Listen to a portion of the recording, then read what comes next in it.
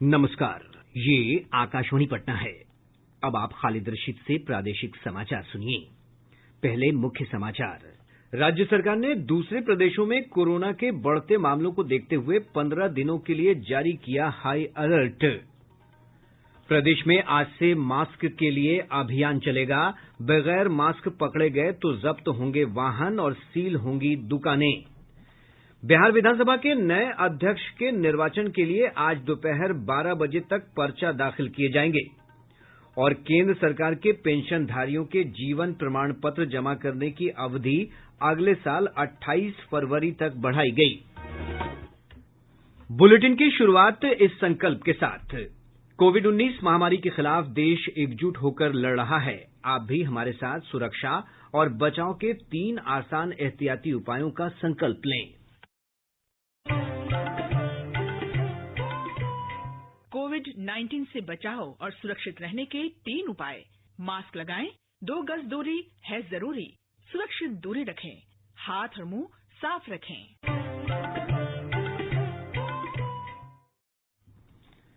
अब समाचार विस्तार से।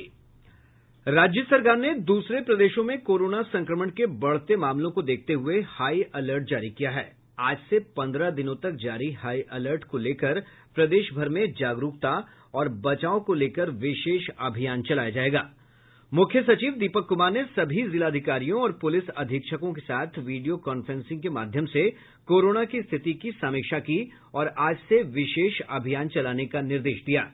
उन्होंने कहा कि बिना मास्क के कार, मोटरसाइकिल और अन्य वाहन चलाने वालों के वाहन जब्त किए जाएंगे, जबकि बिना मास्क के दुकान चलाने वालों की दुकान सील कर दी जाएगी।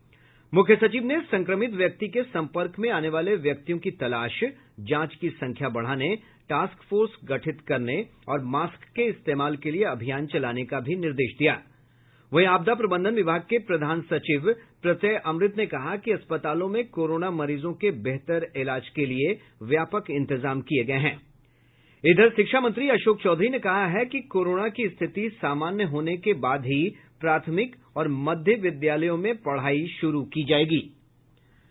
प्रदेश में पिछले 24 घंटों के दौरान कोविड-19 के 412 नए मामले सामने आने के साथ ही कुल संक्रमित लोगों की संख्या 2,31,000 को पार कर गई है। स्वास्थ्य विभाग के अनुसार राज्य में पिछले 24 घंटों के दौरान सबसे अधिक 155 नए मामलों की पटना जिले में पुष्टि हुई है। वहीं औरंगाबाद जिले में 31 नए मामले सामने आए हैं। अभी 5,115 लोगों का विभिन्न अस्पतालों में इलाज चल रहा है, जबकि कोरोना से स्वस्थ होने वालों की दर बढ़कर 97.25% हो गई है। इस महामारी से अब तक राज्य में 1,227 लोगों की मृत्यु हुई है। देश ने कोविड के विरुद्ध संघर्ष में एक बड़ी उपलब्धि हासिल की है। 85 लाख से अधिक लोगों के ठीक होने के साथ ही स्वस्थ होने की दर 93.68% हो गई है। अब तक 85,62,000 रोगी स्वस्थ हो चुके हैं, जो संक्रमित लोगों की संख्या से लगभग 20 गुना अधिक है।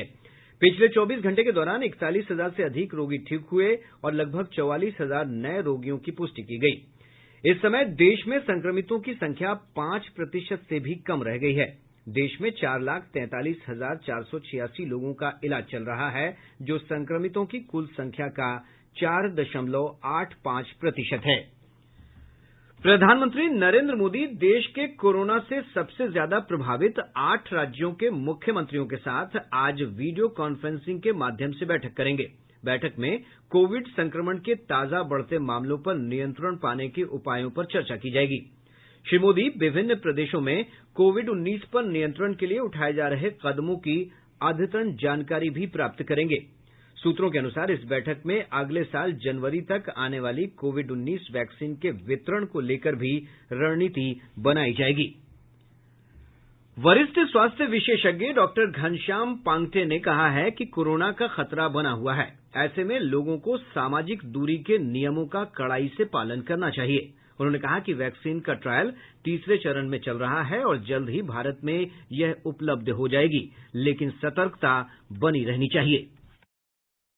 सारे ट्रायल्स जो फेज 3 में चल रहे हैं और बहुत ही पॉजिटिव रिजल्ट आ रहे हैं। 70% बहुत अच्छा रिजल्ट है। जी बिल्कुल। ऑक्सफोर्ड वैक्सीन का एडवांटेज ये है कि ये थोड़ी सस्ती है। ये इसका जो प्रोडक्शन होगा वो भारत में भी एस्ट्राजेनेका कंपनी के साथ कोलैबोरेशन है। जी। तो अगर ये अप्रूव होती है तो भारत में बहुत ही जल्दी अवेलेबल हो जाएगी और इसके फेज 3 के ट्रायल्स आगे है और चांसेस ये है कि अर्ली नेक्स्ट ईयर जनवरी के अराउंड में भी ये वैक्सीन भारत में और वर्ल्ड में अवेलेबल हो। हमें बिल्कुल 2 गज की दूरी का ध्यान रखना है, तभी बाहर निकले जब बहुत जरूरी हो, और हमें हैंड हाइजीन और पूरे सोशल डिस्टेंसिंग का पूरा ख्याल रखना है। नवगठित 17वीं विधानसभा के अध्यक्ष के निर्वाचन के लिए आज दोपहर 12 बजे तक नामांकन किए जाएंगे, जबकि अध्यक्ष का चुनाव कल 25 नवंबर को किया जाएगा। प्राप्त जानकारी के अनुसार कोई एक सदस्य अध्यक्ष पद के लिए किसी वरिष्ठ विधायक के नाम का प्रस्ताव करेगा। उस प्रस्ताव पर एक अन्य विधायक का समर्थन भी होगा। अध्यक्ष के लिए जिस विधायक के नाम का प्रस्ताव किया जाएगा उनकी सहमति भी अनिवार्य होगी। प्रोटेम स्पीकर जीतन राम मांझी अध्यक्ष की चुनाव प्रक्रिया का संचालन करेंगे। अध्यक्ष पद के लिए सिर्फ एक ही नामांकन हुआ तो उन्हें सर्वसम्मति से अध्यक्ष निर्वाचित घोषित कर दिया जाएगा। यदि एक से अधिक उम्मीदवार होते हैं तो ध्वनिमत से मतदान कराया जाएगा। अध्यक्ष के निर्वाचन के बाद सदन के नेता और विरोधी दल के नेता अध्यक्ष को आसन पर ले जाकर बिठाएंगे। इसके बाद नवनिर्वाचित अध्यक्ष सदन की कार्यवाही का संचालन करेंगे। विधानसभा के नवनिर्वाचित सदस्यों को आज भी शपथ दिलाई जाएगी। सत्र के पहले दिन कल 190 विधायकों को शपथ दिलाई गई थी, जबकि शेष 52 विधायकों को आज शपथ दिलाई जाएगी। प्रादेशिक समाचार आप आकाशवाणी पटना से सुन रहे हैं। केंद्र सरकार ने अगले साल 28 फरवरी तक केंद्र सरकार के पेंशनधारियों के जीवन प्रमाण पत्र जमा करने की अवधि बढ़ा दी है। इससे पहले सरकार ने जीवन प्रमाण पत्र जमा करने की अवधि 1 नवंबर से 31 दिसंबर 2020 तक बढ़ाई थी। कार्मिक और जन शिकायत एवं पेंशन मंत्रालय के अनुसार विभाग को कई पेंशनधारियों के एसोसिएशन की ओर से कई पत्र मिले थे। साथ ही व्यक्तिगत रूप से लोगों ने जारी कोविड महामारी और कोरोना वायरस की बुजुर्ग आबादी के प्रति संवेदनशीलता को देखते हुए जीवन प्रमाण पत्र जमा करने की अवधि और बढ़ाने का आग्रह किया था। मंत्रालय ने कहा है कि लेखा महानियंत्रक के कार्यालय से सलाह मशविरे से अब तय किया गया है कि जीवन प्रमाण पत्र जमा करने की मौजूदा तारीख आगे बढ़ा दी गई है। प्रदेश में अगले साल 31 मार्च तक धान की खरीद की जाएगी। खाद्य और उपभोक्ता संरक्षण विभाग ने इस संबंध में अधिसूचना जारी करते हुए कहा है कि सरकार ने 30 लाख टन धान खरीद का लक्ष्य तय किया है। अधिसूचना के अनुसार साधारण किस्म के धान की कीमत 1,868 रुपये प्रति क्विंटल और ए ग्रेड धान की कीमत 1,888 रुपये प्रति क्विंटल निर्धारित की गई है। धान खरीद की जिम्मेवारी व्यापार मंडल और पैक्सों को दी गई है। राजधानी पटना समेत प्रदेश भर में ठंड बढ़ गई है। विभिन्न स्थानों पर उच्चतम और न्यूनतम तापमान में सामान्य से 2 से 3 डिग्री सेल्सियस की कमी दर्ज की गई है। सबसे अधिक ठंड दक्षिण पश्चिम और मध्य बिहार में पड़ रही है। गया प्रदेश का सबसे ठंडा स्थान रहा, जहां का न्यूनतम तापमान 7.4 डिग्री सेल्सियस रिकॉर्ड किया गया। वहीं पटना में नवंबर महीने में पड़ने वाली ठंड का 12 साल का रिकॉर्ड टूट गया है। कल पटना का न्यूनतम तापमान 9.4 डिग्री सेल्सियस रिकॉर्ड किया गया, जो सामान्य से 3.9 डिग्री सेल्सियस कम है। मौसम विज्ञान केंद्र के अनुसार अगले 48 घंटों में न्यूनतम तापमान में और गिरावट आएगी। केंद्र ने अपने पूर्वानुमान में कहा है कि इस वर्ष ठंड की समय अवधि भी पिछले कुछ सालों से अधिक रहने की संभावना है। केंद्रीय वित्त मंत्री निर्मला सीतारमण ने कहा है कि सरकार देश में आर्थिक सुधार की गति बनाए रखने के लिए और कदम उठाएगी। भारतीय उद्योग परिसंघ द्वारा आयोजित सम्मेलन को संबोधित करते हुए वित्त मंत्री ने कहा कि भारत को वैश्विक निवेश का केंद्र बिंदु बनाने के लिए सुधार जारी रहेंगे। निर्मला सीतारमण ने कहा कि प्रधानमंत्री नरेंद्र मोदी ने इस महामारी के समय में बड़े सुधारों का कोई भी अवसर नहीं छोड़ा है। उन्होंने कहा कि श्री मोदी ने सुधारों के लिए ऐसे कदम उठाए हैं जिन्हें पिछले कई दशकों से कोई महत्व नहीं दिया गया था। वित्त मंत्री ने कहा कि वित्तीय क्षेत्र का व्यवसायीकरण किया जा रहा है और सरकार विनिवेश और निजीकरण का एजेंडा जारी रखेगी। प्रधानमंत्री नरेंद्र मोदी इस महीने की 29 तारीख को आकाशवाणी से मन की बात कार्यक्रम में अपने विचार साझा करेंगे। इस मासिक रेडियो कार्यक्रम की यह 71वीं कड़ी होगी। एक ट्वीट में श्री मोदी ने कहा कि जीवन यात्रा को प्रेरित करने वाली कई कहानियां और रोचक जानकारियां उन्हें पहले से ही मिली हैं। प्रधानमंत्री ने लोगों से नमो ऐप, MyGov पर अपने विचार साझा करने को कहा है।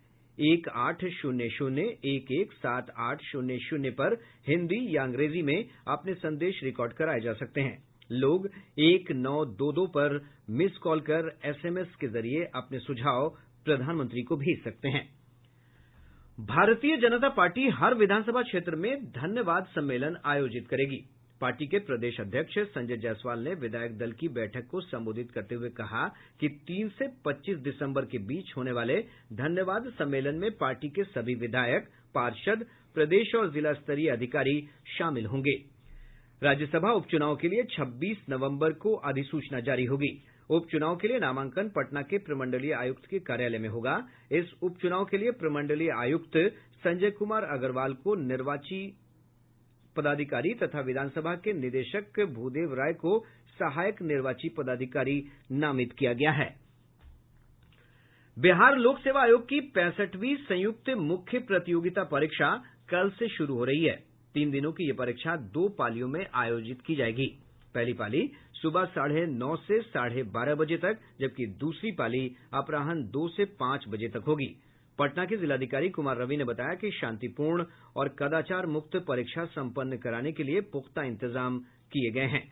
परीक्षार्थियों को मोबाइल, ब्लूटूथ और वाईफाई समेत अन्य इलेक्ट्रॉनिक उपकरण साथ में ले जाने की अनुमति नहीं होगी। परीक्षा के दौरान कोविड से जुड़े मानदंडों का पालन करना अनिवार्य होगा।